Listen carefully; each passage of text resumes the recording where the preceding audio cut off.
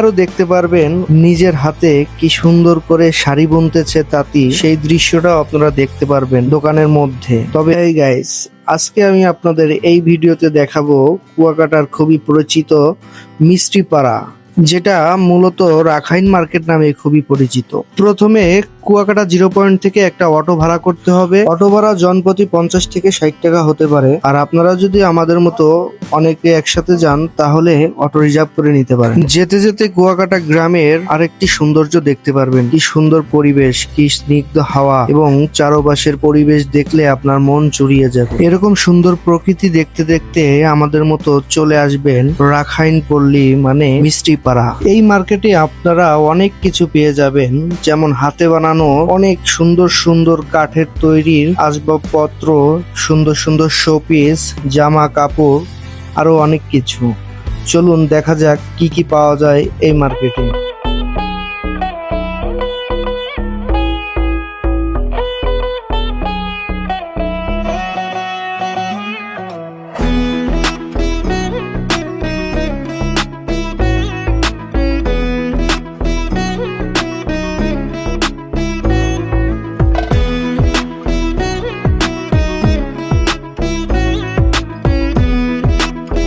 এখানে আরো সুন্দর সুন্দর সামুদ্রিক শামুক দেখতে পাবেন।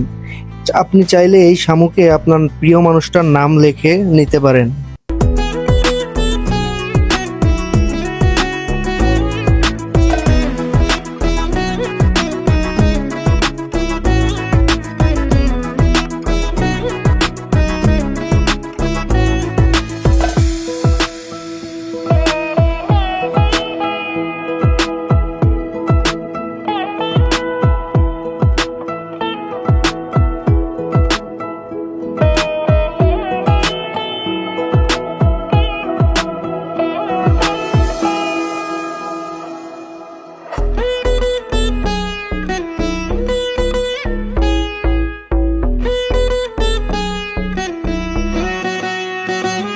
এখানে আরো দেখতে পারবেন নিজের হাতে কি সুন্দর করে শাড়ি বুনতেছে তাঁতি, সেই দৃশ্যটাও আপনারা দেখতে পারবেন দোকানের মধ্যে। তবে একটা বিষয় খুবই খারাপ লেগেছে যে কুয়াকাটায় রাখাইনদের এখন আর তেমন দেখা যায় না। শুনেছি তারা নাকি সবাই ইন্ডিয়ায় চলে গেছে। আগে একটা সময় এই মার্কেটে গেলে রাখাইনদের দেখা যায়, কিন্তু এখন আর রাখাইন দেখা যায়। একটা জাতি, একটা গোষ্ঠী পুরো বিলুপ্তি হয়ে গেছে।